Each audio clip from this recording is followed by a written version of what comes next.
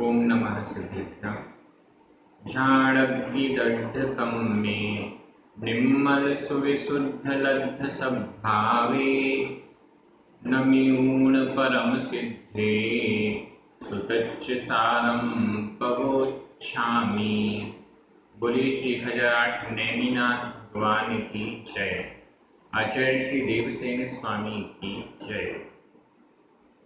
हम सभी का ये परम सौभाग्य है कि हमें आचार्य देवसेन स्वामी का महान आध्यात्मिक ग्रंथ तत्वसार के अध्ययन का अवसर मिल रहा है।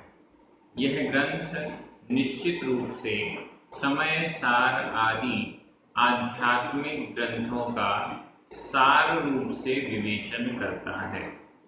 आज हम दो गाथाओं का अध्ययन करेंगे, क्रमशः गाथा क्रमांक 22 और 23।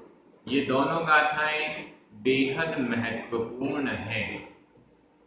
जिन जिन बातों को हम देख रहे थे कि ये जीव का, आत्मा का स्वरूप नहीं है, आत्मा में नहीं पाए जाते हैं, ऐसा वर्णन किया गया।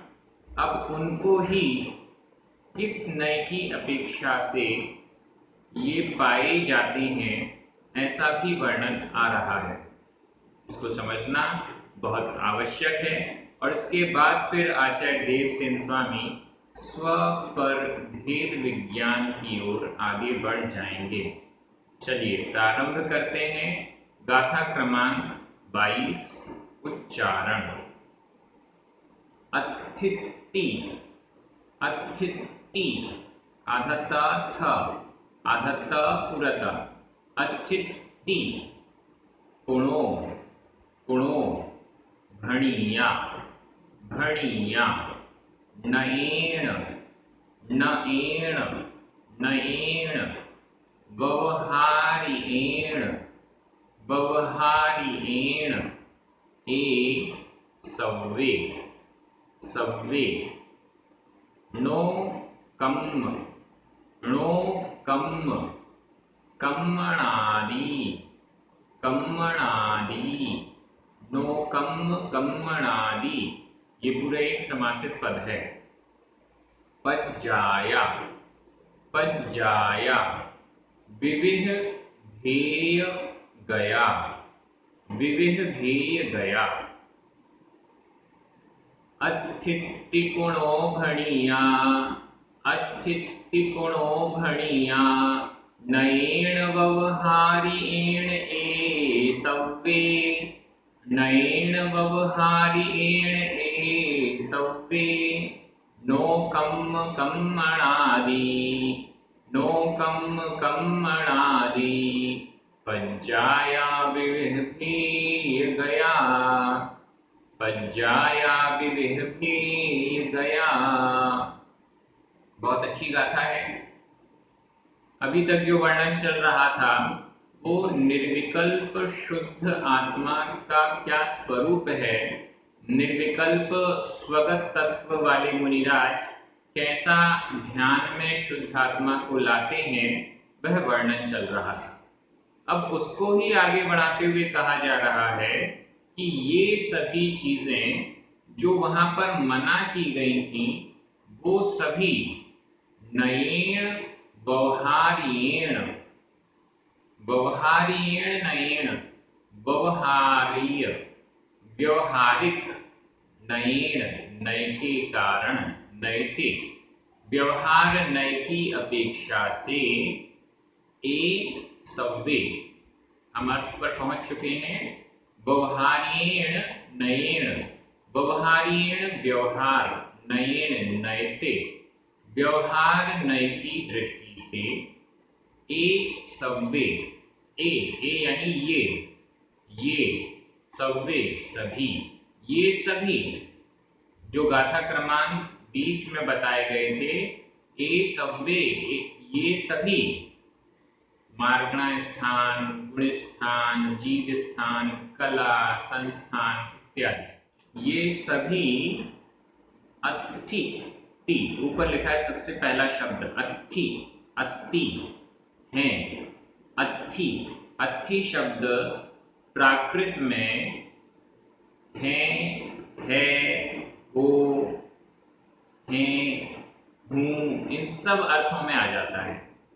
अथी यह अस क्रिया के वर्तमान काल के अन्य पुरुष एकवचन बहुवचन, मध्यम पुरुष एकवचन बहुवचन और उत्तम पुरुष एकवचन बहुवचन, इन सभी जगहों पर एक ही रूप चलता है, अथी। अब यहाँ पर ए सब्बे ये सभी बहुवचन है, इसलिए अथी का अर्थ हो जाएगा हैं। वर्तमान काल अन्य पुरुष बहुवचन का यह क्रिया रूप माना जाएगा, अथी हैं। व्यवहारेण नयेन, व्यवहार नय की अपेक्षा से ए सब्बे, ए ये सब्बे सभी, ये सभी अथी हैं, होते हैं। किसमें होते हैं? जीव के होते हैं, जीव में होते हैं। ये सभी भाव, कला, संस्थान, मार्गणा स्थान, गुण स्थान, लब्धि स्थान, बंध स्थान, उदीर्णा स्थान इत्यादि, और भी पहले बताए गए थे क्रोध, मान, माया, लोभ इत्यादि, और भी जो चीजें मना की गई वे सभी नयेन व्यवहारेण, व्यवहार नय की अपेक्षा से अथी होती हैं। टी इस प्रकार, टी इस प्रकार, पुणो पुनः, पुनः यानी और इसके आगे कोई प्रकरण आगे बढ़ाया जा रहा है तो उसमें पुणो शब्द लिखकर उसे आगे बढ़ाते हैं। पुणो पुनः, और इसके आगे ये सभी व्यवहार नय की अपेक्षा से होते हैं, टी इस प्रकार भणिया कहा गया।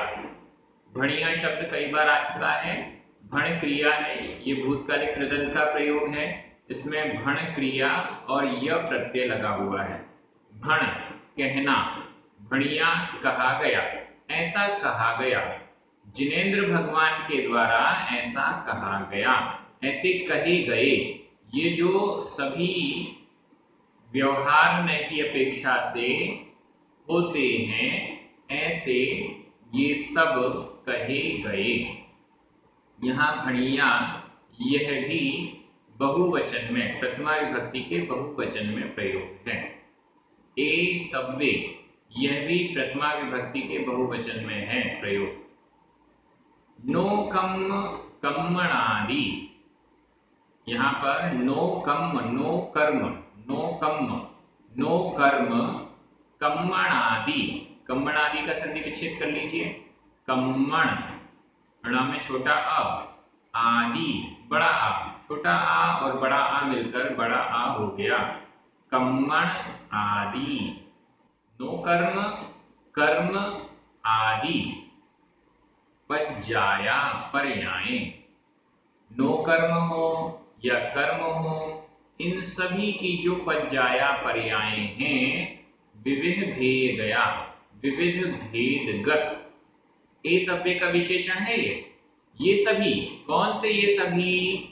चाहे नो कर्म हो या कर्म हो, उनकी पर्याय हो, विविध भेदया, विविध भेदगत, विविध अनेक प्रकार के भेदों को, गत यानी प्राप्त, अनेक प्रकार के भेदों को प्राप्त, नो कर्म, कर्म आदि, पज्जाया पर्याय, ये सब्बे पज्जाया, ये सभी पर्याय व्यवहारेण नयेन, व्यवहार नय की दृष्टि से अथी होती हैं, ती इस प्रकार से भणिया कहा गया। यह अर्थ हो गया है। व्याख्या शुरू करने से पहले इस गाथा का अन्वय देखते हैं। अन्वय का मतलब होता है कि गाथा में तो अलग अलग क्रम पर अलग अलग शब्द आया हुआ है, लेकिन जब हम उसका अर्थ करते हैं तो कौन से शब्द का अर्थ पहले करना है और कौन सा बाद में करना है, उसका एक क्रम निर्धारित करना, यह अन्वय कहलाता है। जब मैं अन्वय आपको बताऊंगा, आपकी नजर गाथा पर रहेगी और उसके हिंदी अर्थ को आप अपने मन में विचार करेंगे। पुणो, अब मैंने पुणो बोला तो आपके मन में आ जाएगा पुनः, इसके बाद पुणो विविह भेय गया, नो कम्मणादि पज्जाया, ए सव्वे व्यवहारेण नयेण अत्थि ति भणिया। अब इसका हिंदी अर्थ कर रहा हूं, आपकी नजर प्राकृत शब्दों पर जाएगी। पुनः इसके आगे विविध भेदों से युक्त, विविध भेदगत, अनेक प्रकार के भेदों से युक्त नो कर्म और कर्म आदि पर्यायें, ये सभी पर्यायें व्यवहार नय की अपेक्षा से हैं, इस प्रकार कहा गया। ये भी हो गया। अब विभक्ति देख लीजिए। भणिया, ए सव्वे, नो कम्मणादि पज्जाया, विधि भेय गया, इन सब में प्रथमा विभक्ति का बहुवचन है। व्यवहारेण नयेण, इन दोनों में तृतीया विभक्ति का एक वचन है। और पुणो और ति, ये दोनों तो अव्यय हैं, इनमें विभक्ति होती नहीं। अत्थि, यह वर्तमान काल अन्य पुरुष का बहुवचन का क्रिया रूप है।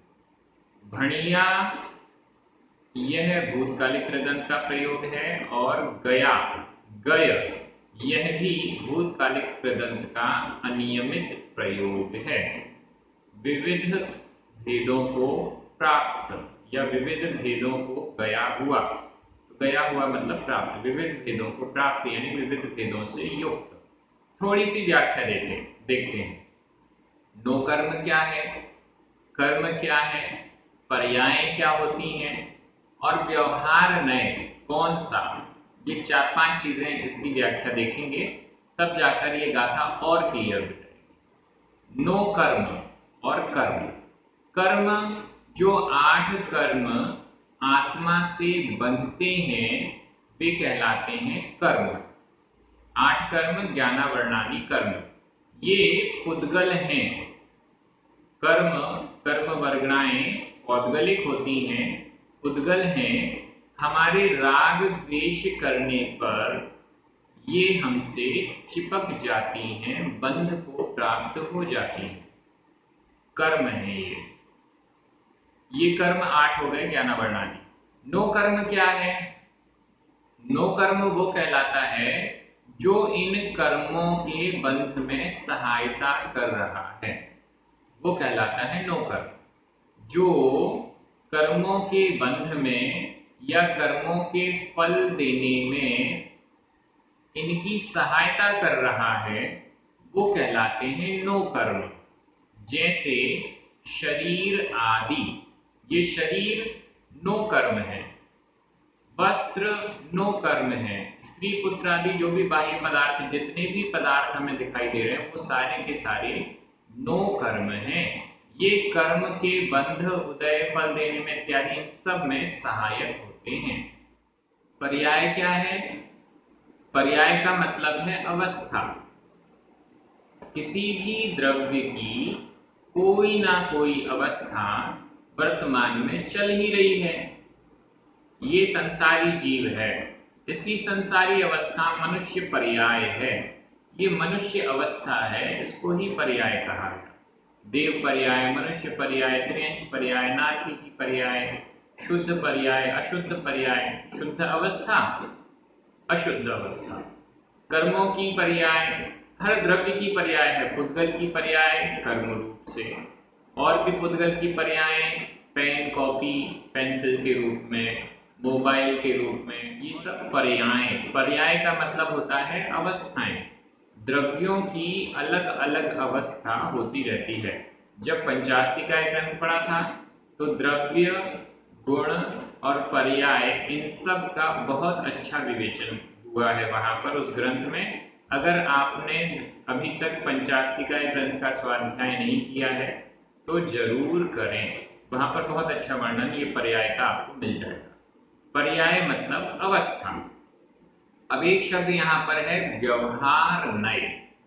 व्यवहारनय, बहुत सारे भेद हैं व्यवहारनय के, लेकिन यहाँ पर कौन से व्यवहारनय की अपेक्षा से इन सब को जीव से संबंधित जीव का कहा गया है, उसका नाम है अनुपचरित असद्भूत व्यवहारनय।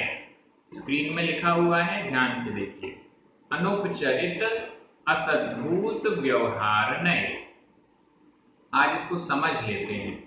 आप लोग नोट करते जाइएगा और कमेंट बॉक्स में लिखकर बताइएगा कि आपको यह अनुपचरित असद्भूत व्यवहारनय समझ में आया है या नहीं।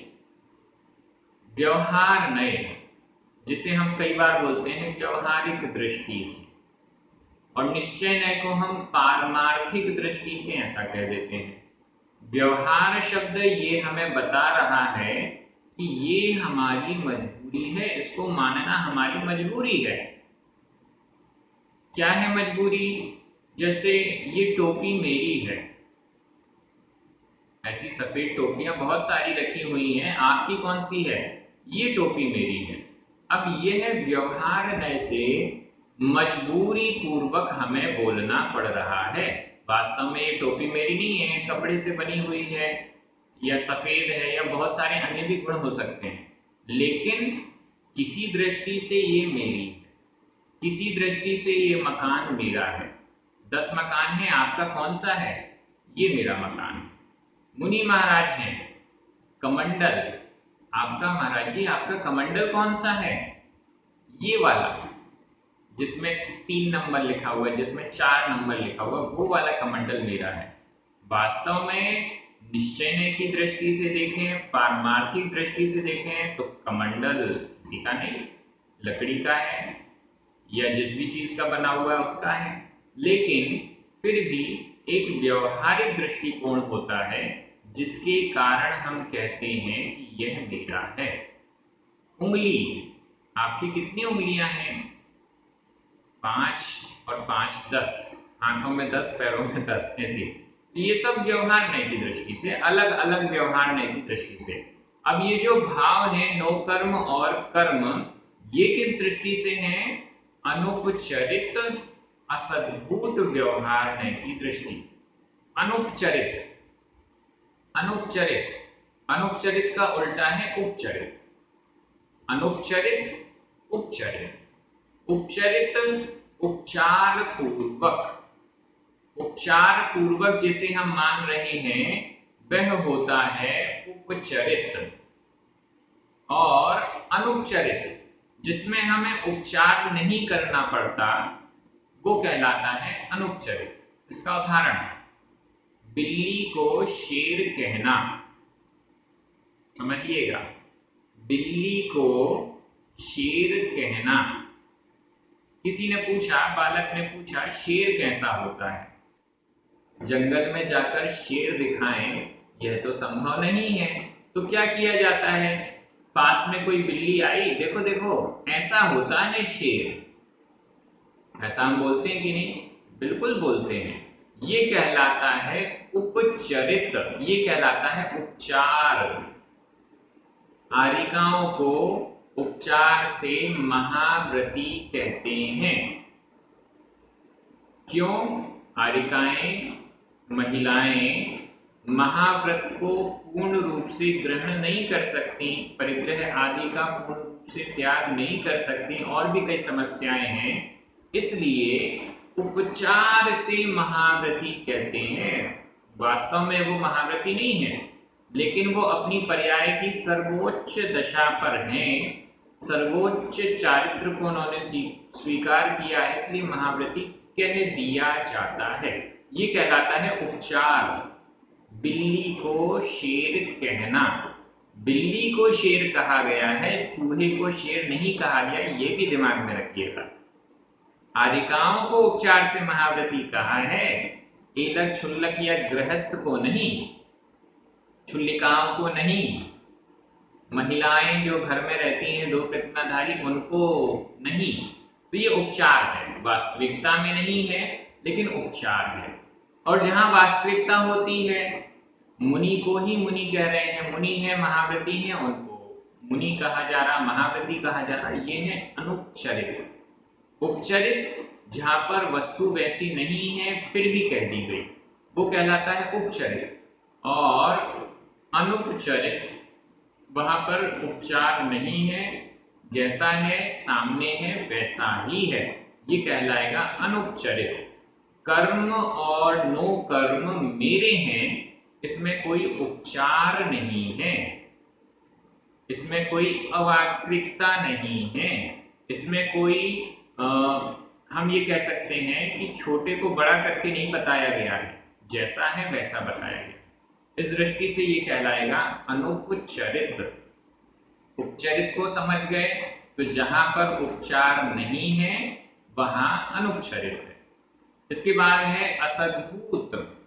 सद्भूत इसका उल्टा हुआ, सद्भूत और असद्भूत, इसको भी समझ लीजिए। सत सत सत्ता, सत्ताभूत और सत्ता से रहित, एक ही सत्ता से सहित वो कहलाता है सद्भूत, और अलग अलग सत्ता से सहित ये कहलाता है असद्भूत। जैसे वस्त्र की सत्ता अलग है और शरीर की सत्ता अलग है, तो ये दोनों की अलग अलग सत्ता है। अगर मैं ये कहूं कि शरीर और वस्त्र एक हैं, या और भी किसी टाइप से हम उसको एक कहने का प्रयास करें, तो वो कहलाएगा असद्भूत, क्योंकि अलग अलग इनकी सत्ता है। लेकिन जिसकी सत्ता एक ही है, सफेदी और कुर्ता, कुर्ते में सफेदी है, कुर्ता और सफेदी, इनकी सत्ताएं अलग अलग है क्या? कुर्ता अलग हो और कुर्ते की सफेदी अलग हो, ऐसा है क्या? नहीं है। इसे कहते हैं सद्भूत। और कुर्ते की बटन, बटन की सत्ता अलग है, कुर्ते की सत्ता अलग हो सकती है, तो बटन जो है वो कहलाएगा असद्भूत, और कुर्ता और सफेदी ये कहलाएगा सद्भूत। इससे आपको समझ में आ गया। आत्मा की ओर जाएं, आत्मा और ज्ञान। आत्मा की जो सत्ता है वही ज्ञान की सत्ता है, तो ये कहलाएगा सद्भूत। फिर से सुन लीजिए, आत्मा की जो सत्ता है वही ज्ञान की सत्ता है, इसलिए ये कहलाएगा सद्भूत। और आत्मा और कर्म, कर्म की सत्ता तो अलग है, कर्म पौद्गलिक है, आत्मा चेतन है, कर्म अचेतन है, तो दोनों की सत्ता एक नहीं है, अस्तित्व एक नहीं है, अलग अलग है। इस दृष्टि से असद्भूत। लेकिन फिर भी उस असद्भूत पदार्थ को भी कुर्ते का बटन, कुर्ते का बटन है। कौन से कुर्ते का बटन है? जो कुर्ता मैं पहने हुआ हूं उस कुर्ते का बटन है, जो रखा हुआ है उसका ये बटन नहीं है, ये हमें बताना पड़ता है ना, इसलिए यह असद्भूत भी सही है। ये सब नए हैं, दृष्टिकोण है और सब सही है। अगर अपेक्षा सही है तो सब सही है, और अपेक्षा गलत है, अपेक्षा सही नहीं लगाई गई है तो गलत हो जाते हैं, वो अलग व्याख्या है। नयों की व्याख्या भी जानने योग्य है, पढ़ने समझने योग्य है। तो अनुपचरित, असद्भूत, व्यवहार नय। कर्म उपचार से मेरा है? नहीं। कर्म उपचार से, कर्म या नो कर्म उपचार से मेरा है, यह नहीं है। शरीर, ये जो शरीर है, ये शरीर उपचार से मेरा है? नहीं, ये अनुपचरित है। जो शरीर दिखाई दे रहा है ये अनुपचरित रूप से मेरा है, उपचरित रूप से मेरा नहीं है। उपचरित रूप से मेरा कब होता? जब बुलाया गया पिताजी को, किसी विवाह समारोह में कार्ड आया, उसमें पिताजी को बुलाया, 4 जगह विवाह था तो घर के 4 लोग अलग अलग जगह चले गए। अब पिताजी की जगह उपचार से मैं चला गया, तो ये कहलाएगा उपचार। लेकिन पिताजी स्वयं गए तो ये उपचार नहीं है। यहाँ पर शरीर या जो भी नो कर्म है या कर्म है, ये उपचार से मेरे हैं ऐसा नहीं, ये अनुपचरित रूप से मेरे हैं, ऐसा ये कहा गया। दूसरा, असद्भूत, जो कर्म या नो कर्म है इनकी सत्ता अलग है, इनका अस्तित्व अलग है, और आत्मा चेतन मेरा अस्तित्व अलग है, दोनों की सत्ताएं अलग अलग हैं। इस दृष्टि से कहा गया है असद्भुत। जब मरण हो जाता है तो शरीर यहीं रह जाता है, आत्मा चली जाती है। आत्मा की सत्ता अलग है, शरीर की सत्ता अलग है। शरीर की भी अपनी स्वतंत्र सत्ता है, आत्मा की भी अपनी स्वतंत्र सत्ता है। इस कारण से दोनों की अलग अलग सत्ताएं होने से ये असद्भुत हुआ। तो फिर अनुपचरित, असद्भुत, व्यवहार नय, ये आपको क्लियर हो गया। ना हुआ हो तो वापस थोड़ा सा बैठ जाइए, फिर सुनिए, फिर सुनिए, फिर सुनिए। मैं भी कई बार चिंतन कर करके ये अनुपचरित, असद्भुत, सद्भुत, उपचरित, ये सब चीजें समझ में आई हैं। आप भी बहुत 2-3 बार चिंतन करेंगे तो ऐसा नहीं है कि समझ में नहीं आए। ये वीडियो लंबा हो जाएगा, अभी एक गाथा बाकी है, 5-7 मिनट में इसको कंप्लीट कर लेंगे। आगे चलते हैं, गाथा क्रमांक 23, उच्चारण। संबंधो, संबंधो, एदेसिम, एदेसिम, नायव्वो अथवा पुरवा, नायव्वो, क्षीर नीर नायेण, क्षीर नीर नायेण, एकत्तो, एकत्तो अधता पुरता, मिलियाणम, मिलियाणम, निय निय सद्भाव जुत्ताणम, ये पूरा एक समासित पद है। निय निय सद्भाव जुत्ताणम, संबंधो एदेसिम, संबंधो एदेसिम, नायव्वो क्षीर नीर नायेण, नायव्वो क्षीर नीर नायेण, एकत्तो मिलियाणम, एकत्तो मिलियाणम, नियनीय सद्भावजुत्ताणम, नियनीय सद्भावजुत्ताणम। ये गाथा अति महत्वपूर्ण है। 22 नंबर गाथा की तरह ही यह भी बहुत महत्वपूर्ण है।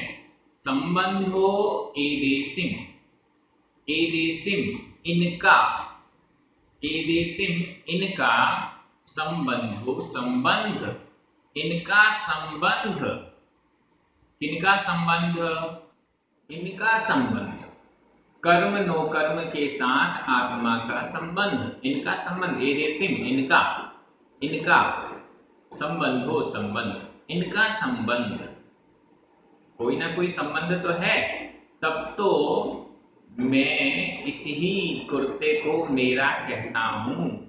जो आपके घर में कुर्ता रखा हुआ उसको मैं मेरा नहीं कहता, कोई ना कोई तो संबंध है। क्या है वो संबंध? कर्म और नो कर्म का आत्मा से कोई ना कोई संबंध तो है। जो कर्म मेरी आत्मा में बंधा हुआ है उसको मैं मेरा कहता हूं, और जो कर्म आपकी आत्मा में बंधा हुआ है उसको मैं मेरा नहीं कहता, तो कोई ना कोई संबंध तो है। एदेसिम इनमें, इनका, संबंधो संबंध, इनका संबंध, नायव्वो जानना चाहिए, नायव्वो जानना चाहिए, इनका संबंध जानना चाहिए। नायव्वो यह विधि कृदंत का प्रयोग है, इसमें क्रिया है णाम जानना, और कृदंत का प्रत्यय है यव्व, य अथवा पुरवा, यव्व, नायव्वो जानना चाहिए, इनका संबंध जानना चाहिए। किसको जानना चाहिए? जो विवेकी हैं, ज्ञानी हैं, समझदार हैं, उनको इनका संबंध जानना चाहिए। क्या है संबंध, किस प्रकार का है? क्षीर नीर नायेण। क्षीर क्षीर क्षीर क्षीर का अर्थ होता है दूध। नीर नीर नीर का अर्थ है जल। दूध और जल के समान नायेण न्याय से। नाय नाय न्याय, और इसमें विभक्ति है तृतीया का एक वचन नायेण न्याय से। क्षीर और नीर के न्याय से, दूध और पानी के न्याय से।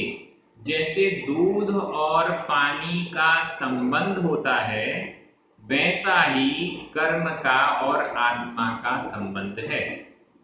ये दूध और पानी, दूध में पानी मिलाया नहीं है, जो मिलाया है वो वाली बात अलग है, लेकिन दूध जो ओरिजिनल प्राप्त हुआ उसमें भी पानी ऑटोमेटिक मिला हुआ है, तभी तो हम उसे गर्म करते हैं तो उसमें से भाप निकलती है, फिर और उस पानी को अलग करते जाते और घी बनने तक उसका पूरा पानी का एक एक अंश निकल जाता है।